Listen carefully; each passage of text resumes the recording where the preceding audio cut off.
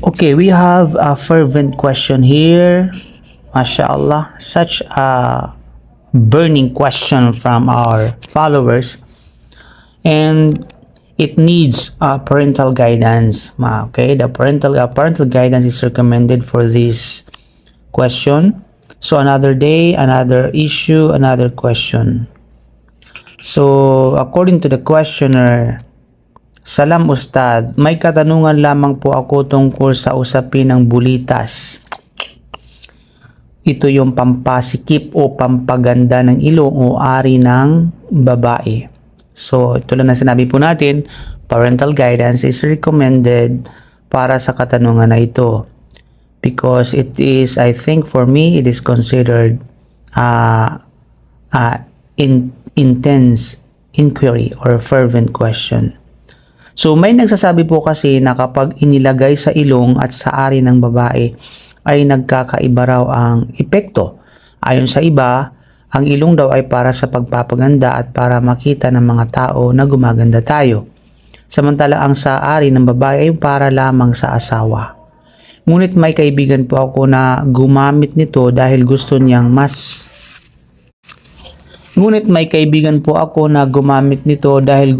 mas maging masarap para sa kanyang asawa. Kahit na maliit lang daw ang kanyang ari. Ang tanong ko po, ano po ang hatol sa ganitong bagay at kung ito ay naipatak na at hindi na madaling maalis, ano po ang dapat gawin? Jazakallahu khairan po. It was so intense, mga kapatid, no? It was so pressing question and earnest question. Anyway, so alhamdulillah, so let's talk about it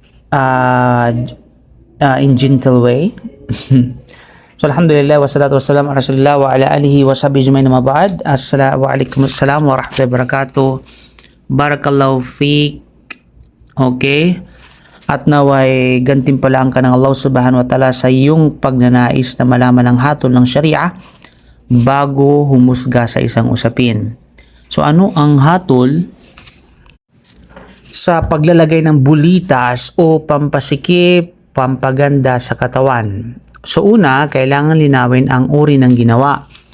Ang terminong bulitas ay ginagamit sa iba't ibang lugar para sa paglalagay ng maliit na implant or butil sa ilalim ng balat, pampaganda ng ilong, o kaya pampalaki o pampahubog ng bahagi ng katawan, or pampasikip o pampataas ng sensation sa ari, no? Sa pribadong katawan. So dahil dito, ang hatol ay nakabatay hindi lamang sa layunin kundi pati sa paraan at epekto nito sa katawan. Bilang pangkalahatang prinsipyo na ayon sa batas ng Sharia, ang pangunahing batayan ay ang nakasaad sa hadith na kung saan sinabi ni Prophet sallam, la'anallahu al-washimati wal mustawshimati wal mutafallijati lil husni al mughayyirati khalqallah, muttafaqun alayh.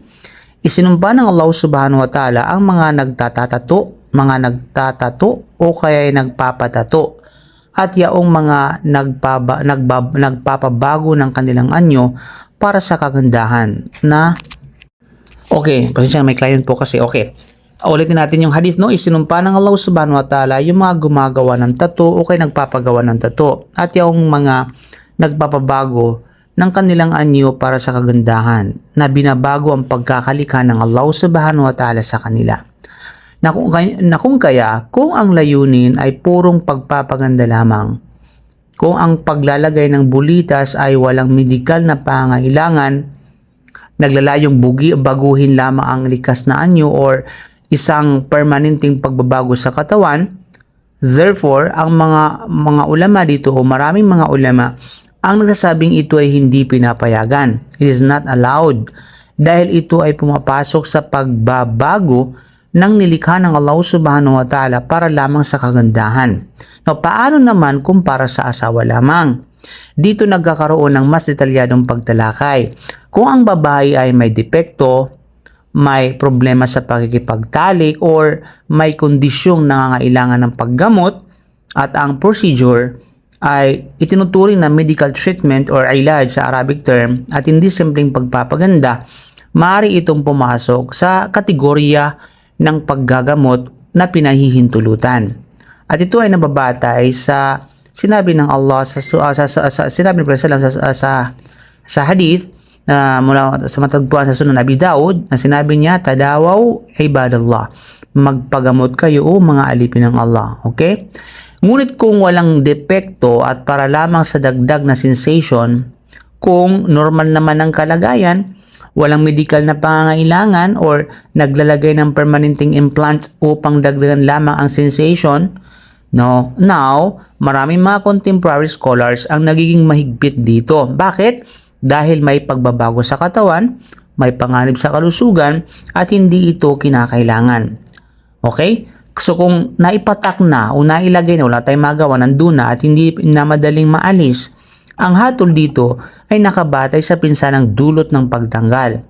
Una, kung ang pagtanggal ay madali at ito ay ligtas at walang malaking pinsala o harmful, maaring ipagtanggol ito kung napatunayang hindi pinahihintulutan ng procedure. Pangalawa, kung ang pagtanggal ay ng mga kailangan ng operation, magdudulot ng malaking pinsala, o mas malaki ang magiging masama kaysa sa pananatili nito. Maraming mga ulama ang nagsasabing hindi na obligadong tanggalin kung may malaking panganib. Ito ay batay sa legal maxim na ad-dararu la yuzalu bid-darar. Ang isang pinsala ay hindi inaalis sa pamamagitan ng isa pang pinsala. Okay? So, mahalagang tanong bago magbigay ng tiyak na hatol, upang makapagbigay ng mas eksaktong hatol, kailangan malaman, no? Ano yung mga dapat malaman? Ano mismo ang inilagay? Pangalawa, permanente ba o pansamantala lamang? Pangatlo, may operation bang isinagawa? Pang-apat, may medical bang dahilan? Panglima, may panganib ba sa kalusugan? Pang-anim, saan eksaktong bagay ng katawan ito inilagay? Sapagkat maaari magkaiba ang hatol ng cosmetic implant, medical reconstruction, vaginal tightening procedure, or simpleng pansamantalang enhancement. Okay? So yun po ang ating masasabi tungkol sa mga isyu na yan. So sa madaling salita, bilang buod ng mga usapin na ito, so situational type, merong kanya-kanyang hatol. So permanenteng pagbabago sa para lamang sa kagandahan, so ang hatol dito karaniwang hindi pinapayagan ito. What about medical treatment para sa depekto o problema? Dito maaring pinapayagan, okay, ng mga scholars. Para lamang sa dagdag na sensation ng walang pangangailangan, so ito'y malakas ang opinyong hindi ito pinahihintulutan. Nailagay na at delegadong tanggalin pa, hindi obligadong tanggalin kung may malaking pinsala. At nailagay na at madaling tanggalin naman, ito'y maaring ipagtanggol, no? O ipagtanggol, maaring ipatanggal kung ito ay napatunayang bawal talaga. Okay? So bilang pangwakas sa paalala, ang tandaan natin na ang kagandahan sa Islam ay pinahihintulutan, lalo na sa pagitan ng mag-asawa. Ngunit ang kagandahang iyon ay may mga hangganang itinakda ng Sharia. Okay, ang isang Muslim ay hindi lamang nagtatanong kung mas gaganda ba ako, or kundi higit sa lahat, malulugod ba ang Allah sa gagawin ko? Yun ang higit na pinakamahalagang tanong. Okay? Okay, so tandaan natin ha, ang bulitas, ang terminong bulitas ay maaaring tumutukoy sa iba't ibang pamamaraan sa iba't ibang lugar. Kung may papaliwanag na mas eksakto kung anong uri ng bulitas ang tinutukoy dito, ito ba implant, ito ba filter or filler, or ito ba silicone, beads at iba ba? So mas magiging tumpak, inshallah subhanahu wa ta'ala, magiging hatol sa particular na kaso. So nakadepende yan. So Allahu a'lam bisawab. Subhanaka bihamdika asyhadu an la ilaha illa anta astaghfiruka wa atubu ilaik. Assalamualaikum warahmatullahi wabarakatuh.